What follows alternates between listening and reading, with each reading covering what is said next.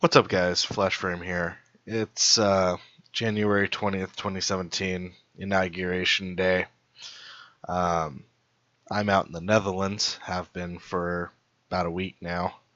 Um, no, the move was not due to uh, Trump's win or anything of that nature, but um, uh, didn't help matters. So, I've been watching around, obviously. It's Donald J. Trump's inauguration. Newest president of the United States. And it's kind of a world event. Um, it's kind of a world event, and it's amazing the press coverage this is getting, both positive and negative. It's really interesting to watch the spins that Trump's side is trying to put on things, the spin that the left is trying to put on things, and I wanted to kind of pop in my 2 cents for whatever it's worth as somebody who is an American citizen but has left the country and is watching this from the outside at the moment. Don't think this doesn't affect me. This affects all Americans everywhere. Um, it doesn't affect me as much as it will affect some. For some of you that are still in the States, especially my brothers and sisters in the GLBT community, I have a feeling that you're going to have a very rough 4 years. Um, Again, I did not vote for Trump, so my apologies that you guys are going to be going through that. Thankfully, I was able to move over here. My marriage is now, uh, official with the Dutch government, so there's nothing really to worry about on my end. Thankfully, should marriage equality get overturned or something of that nature, um, thankfully I won't have too much to worry about. Do I think that that's going to necessarily happen? No, I don't. I think I kind of trust Trump on his word that he feels that that's an open, it's over. Um, there are a few things that I do kind of. I understand where Trump's coming from on a couple of different issues. At the same time, every time he talks about these issues, he ends up shooting himself in the foot. Um, of course, he has a habit of making himself look like a big, he puffs himself up constantly. Um, as if he doesn't pump himself up, he's going to be uh, ignored or something. It's weird watching him interact with the press and with his viewers, because he has this tendency to go in circles constantly, and I I think that that's because that's how he's trained himself to close deals, is that he talks in a circle around the issue. You think you're here. He's over here when he closes the deal on you, and you're on completely opposite sides of everything going on. And I think, and we've seen that in politics, not just his politics, but politics in general. Over the years, it's a great way to distract um, from the situation. But uh, getting off on a bit of a tangent, which is how my political videos usually go. But I wanna roll it back kind of to the inauguration, some of the things that are going on. Um, I've been pulling some numbers from a couple of different sources. Um, Everything that I've been seeing has been saying that Trump's inauguration is seeing something like 10,000 people have come to see it, whereas Obama's had like 100,000. I really don't know how accurate those numbers are. I will say that from the aerial shots, the actual aerial photos that I have seen, uh, Trump's inauguration is very, very smaller. There's a lot smaller numbers, it looks like, from the air than Obama's inauguration back in '08. So there's a lot of stuff that's going on immediately. Scientific papers that are just vanishing off the government websites. Climate science primarily that I keep seeing stuff about. There was a thing on workplace protections for GLBT Americans that had been working through advancement. The PDF file on that had just vanished from the .gov website.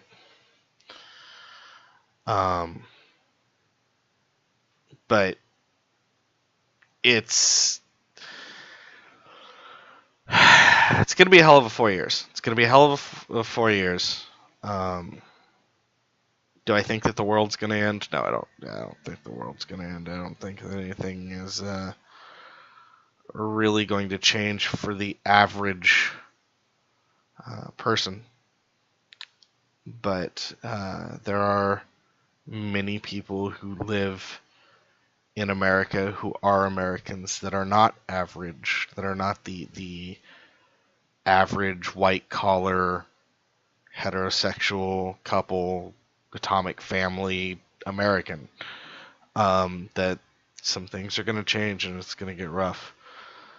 What I can't help but kind of roll my eyes at was while I was watching the inauguration, just how puffed up he kept making himself about, he almost, I was hoping he was going to avoid the "Let's Make America Great Again" slogan. Because he said something to the effect of, what was it? It was like, we're going to, gonna make America like a contender again or something. I forget what exactly it was he said, but I was like, because I was expecting "Make America Great Again," and I was like, okay, he didn't say it. Good on him. He's actually pushing past all of his bullshit, campaign rhetoric. But then he circled it back and he went on this like long line of, we're gonna make America this, we're gonna make America great again, and it's like, dude, you've been running on this for over a year now. You won? Like, why do you have to keep saying this? I know why. It's because he's trying to drum up his supporters, and get his supporters excited, which he's doing. So, I mean, good job, I guess. But it's kind of ridiculous at this point, and it's something that I've been seeing on the right a lot more. Is I've been seeing a lot of people still coming down on Hillary, still coming down on Obama, still coming down on Michelle Obama, of all things. Like, I'm constantly seeing stuff where people are trying to say that Michelle Obama's a man, laughing at Hillary. Do I believe that Hillary should be in jail right now? Yeah, I think Hillary should be in jail right now. I think that she fucked up a lot of shit with the email servers, and a lot of the cheating that went on during the election on her end, such as getting the debate questions early and things of that, which we know she did do. Believe me, I was not for Hillary at all in the election, but it's funny because I remember 2008 and 2012, or in 2012. For the most part, with Democrats, we won. We moved on. We didn't keep beating the other candidates into the dirt over their loss. And I'm seeing that a lot with Republicans right now, is that they're just kicking the other candidates that lost continuously right now. And it's weird to me because I don't remember the left doing that in the past two elections. despite the one where we should have won again by the popular vote and didn't. Well, that was like 4 elections ago, but whatever. On the flip side, I know I've been talking a lot about Trump and his blowhardness. But on the flip side of that, we've got a lot of protests going on in D.C. right now. We've got a lot of people that are taking to the streets that are causing problems. I've been following a little bit of live footage of what I would describe as a riot, frankly, not a protest.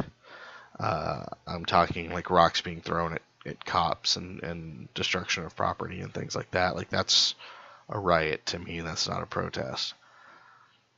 And it saddens me that there are enough people mixed into the left that are willing to go to that level of violence. Like, I'm not gonna stop protesting Trump myself. Like, there may be some things that he does that I like. There were some things that Bush Jr. did that I liked. You know, I wasn't fully behind Bush Jr., but you know, that doesn't mean that a president I don't like can't do things that, you know, I will like. So maybe there are going to be some things that Trump does that I like, and I hope that there's more things he does that I like than he does that I don't like, obviously. To be fair, Trump is historically a leftist candidate, or would have been, which is really weird that he got so popular on the right. But I guess the whole thing was, well, he speaks his mind. Well, good for him. I speak my mind. I'm not, you know, I'm not up there president of the United States, am I? So, there's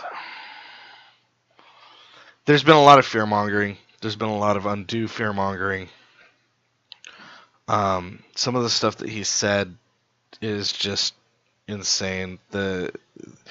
Okay, so to roll it back again, my message to those of us on the left: protest, yes. Don't riot. Rioting's not going to change anything. The only way that you're going to change anything with a riot is if you go completely balls out, and I don't think that we have enough people that would be willing to go full balls out on a riot to affect change. And that would literally be a complete overthrow of the government. And if all you're going to do is go out and bust up a bank and like a Starbucks, that's not going to affect any change. Like, what did the Starbucks do to you? Nothing. They provided you with coffee this morning, probably, for like an absurd amount of money. But still, you know, they didn't do anything to you. It's the government is who you should be focusing on.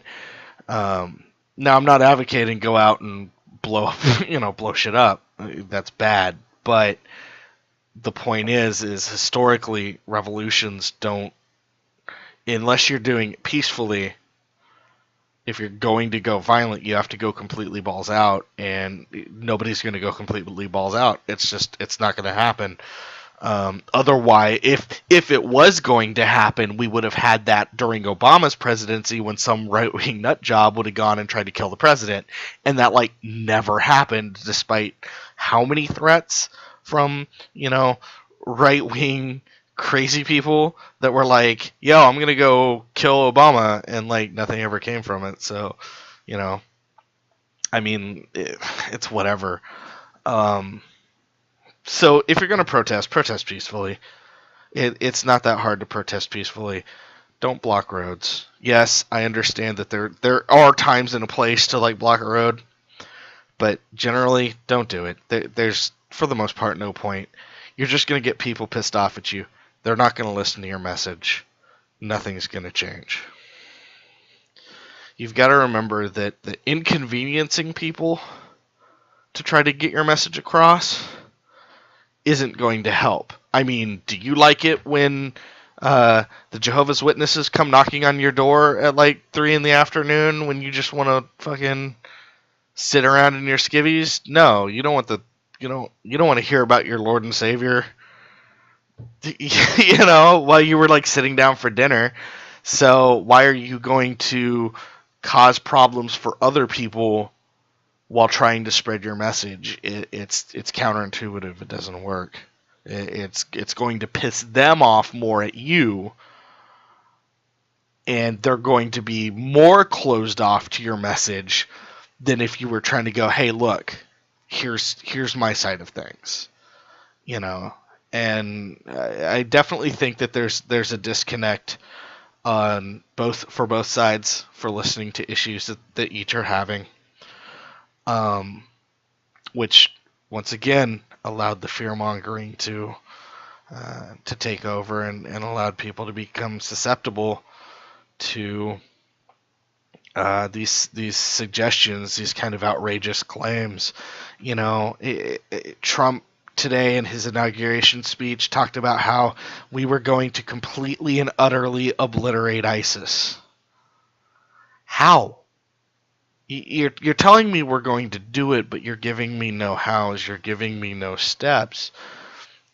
I would love for ISIS to be completely wiped off the planet. That'd be great. But it's logistically it's almost an impossibility. You can't do it. There's always going to be someone somewhere radicalized in some fashion by this religion. So you're trying to stamp out an idea, and that doesn't work. Also, the fact that a lot of the political tactics that Trump has used, fear-mongering, trying to discredit the media, which, to be fair, the media has not helped themselves with some of the fake news and things, but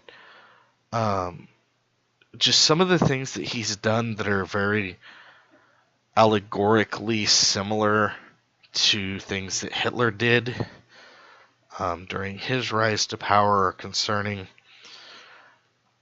I still feel that Trump has far too many ties to people in Wall Street, and that's where his focus is going to primarily be. One of the reasons why he wants to lift all the restrictions and stuff is so that his friends at the top can get all their money. And we've already seen trickle-down economics does not work, guys. You're not going to see an increase in pay. You're just going to see the rich get richer under somebody who literally has made a life off of the rich getting richer. So, I don't know. At the end of the day, it's another day. Is it a historic day for America? Yes. Is it going to be a historically good or bad day for America? History will tell. We'll know within the next 4 years. I hope it's more good than bad. Hell, I'd be happy if it breaks even with the good and the bad. But the reality of the situation is we have a president in office who has shown an inability to calm himself when accusations are brought against him for whatever. Someone who is easily pushed to a rise, someone who is more than willing to hop on Twitter and speak his mind, no matter who that pisses off. And all it takes is pissing off the wrong person on the wrong day, and some shit could go down that could literally change the face of the world. Wars have been started historically over a messenger bringing a message that one leader didn't like from another leader. So what happens when it's literally an unfiltered message from a leader to the world? That's, that's kind of the danger of the whole Trump Twitter situation. Again, I hope nothing happens. I hope nothing happens, but you know, we have to remember that the world that we live in is one where people can very easily go off the rails at anything, be it something said online, be it something said in the media, be it whatever. And I think that we are all too willing to push aside that thought, and we really should be a little more considerate of the fact that, yeah, it could be very, very easy for someone to freak out over some dumbass tweet that the president puts out and cause some shit. I mean, Kim Jong-un's fucking chomping at the bit to do something. Will he? Probably not. He's a pretty big blowhard, kind of like Trump, but you never know. He may, Trump could say something that insults Kim. Kim gets it up, gets a wild bug up his ass and says, "Yo, fire the missiles." And there's enough people that are up Kim Jong's ass over there in North Korea that they'd be willing to do it if he said to pull the trigger. So who knows? At the end of the day, guys, just stay safe. Watch out for yourself. Watch out for your neighbors.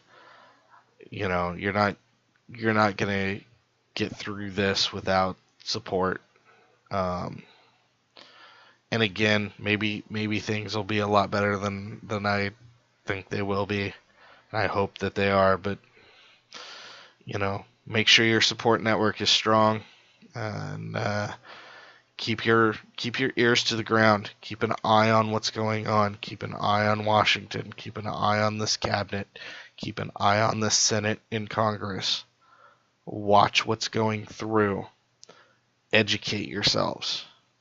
If you're not educated on this stuff, you get like the people that think the Affordable Care Act and Obamacare were two different things, which we know better. All right, guys. Well, this is a little political Flashshock podcast for Inauguration Day. Just a little off the cuff from me.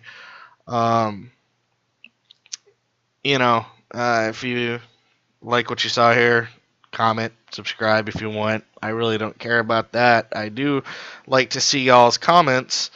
Hopefully I'll get some more news out shortly about stuff going on here in the Netherlands and whatnot that maybe I could share with you guys. I'm hopefully going to be able to get my review series and stuff up and running soon. In the meantime, like I said, just keep your eyes and ears open and pay attention and educate yourselves out there, guys. So this is Flash Frame. I'm out. Take it easy, guys, and I'll see you in the next video. Later.